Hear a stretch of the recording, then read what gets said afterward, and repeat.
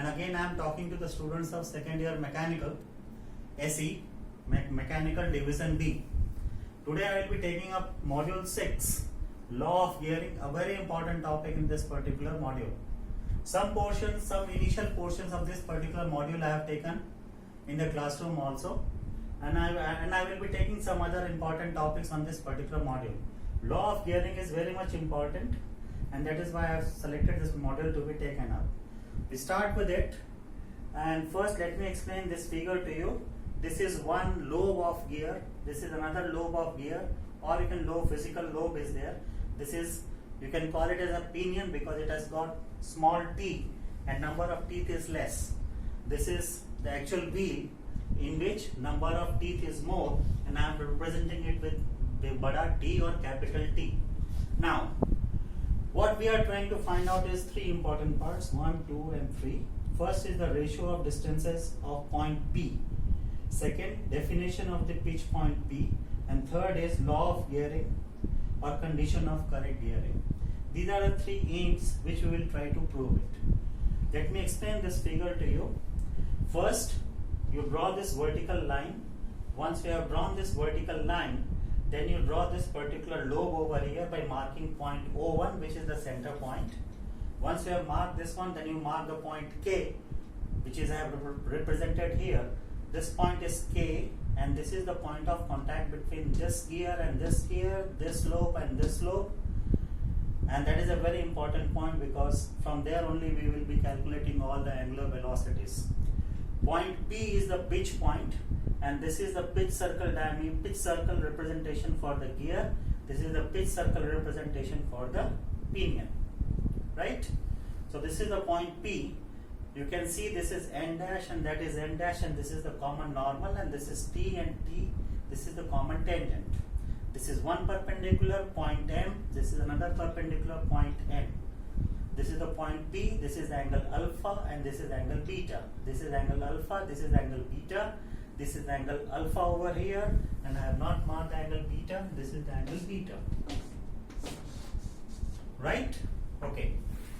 So having done this much, we are trying to find out the component of this velocity V2 and V1 along this particular normal N dash. K N dash and K N dash is the component of velocities, angular velocities V1 and V2 along this common normal, and that is equal to V1 cos alpha and V2 cos alpha. These two parameters should be same. I am not going to talk much about the intermediate steps of the derivation, but ultimately what will happen is you can prove that O2n and O1m, O2n and O1m, O1m, O2n, ratio of this is equal to O2p, O2 point P upon O1p, which is this O1, and this is the point P over here, and that is the ratio of the velocities, angular velocities omega 1 upon omega 2. I will repeat this point again. This is the component of the velocity that we are taking. I am not going to show you the intermediate steps, which is very simple. You can do it yourself. The final result is this, that O2n, this is O2n upon O1n, this is O1, this is m, is equal to O2p, O2p upon O1p. This is O1, this is point P, and this is equal to omega 1 upon omega 2.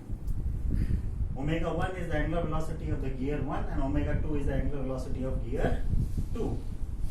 Now, having done this much derivation, I'll pick up the TechMath books, and I want each one of you to follow and understand this book also along with the textbook SS Ratan. And I'll read it to you. The first point, ratio of distances of the point P. This is very important.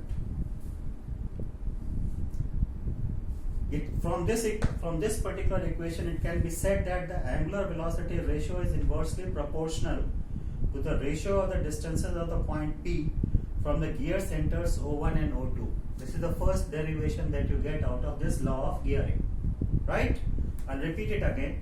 First derivation.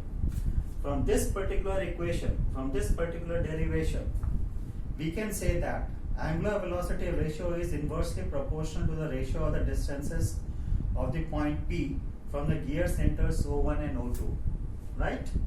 So we come down to the second point. Second point is the definition of the pitch point. In order to have a constant angular velocity ratio for all positions of the mating gears, the point P must be a fixed point and it is called as a pitch point. I will redefine it. Pitch point is defined as point P, which is a fixed point where for all positions of the mating gears, constant angular velocity can be obtained. In other words, either you can follow TechMax or you can follow my words. It will be better if you follow TechMax. It says that in order to have constant angular velocity ratio for all positions of the mating gears, the point P must be a fixed point and it is called as the pitch point. So that is the definition of the pitch point. Third point. Third point is, this is the fundamental condition which must be satisfied while designing the profiles of the gear teeth. In other words, the common normal at the point of contact between a pair of teeth must always pass through a pitch point for all the positions of the mating gears. Now this is something which you will have to understand very thoroughly. I will repeat this particular line again. The last point is this, that a common normal at the point of contact, which is the common normal, n dash, n dash. The common normal at the point of contact, which is the point K. The common normal n dash, which is at the point of contact K, must pass through the pitch point, which is the fixed point between these two mating gears in order to have a constant angular velocity. I'll repeat this line again to you. The common normal at the point of contact between a pair of teeth must always pass through the pitch point for all positions of the mating gears.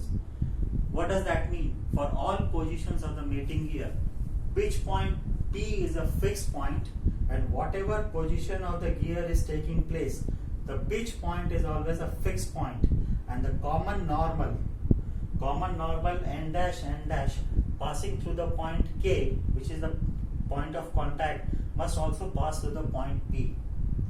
So there has to be a point K, there has to be a point P, and these 2 points may change, cannot change, this point of contact may keep on changing, but the common normal must pass through the point of contact and the pitch point P. Pitch point P is a fixed point. And watch on, that completes the law of gearing. I have given you these 3 points. It is generally asked as a 5-mark question. Draw this figure, do this derivation, and write down these 3 points clearly. These 3 points are very much important. Write down properly and you will get at least 4.5 to 5 marks in this equation. Okay? Thank you very much. Thumbs up, Jai. Okay.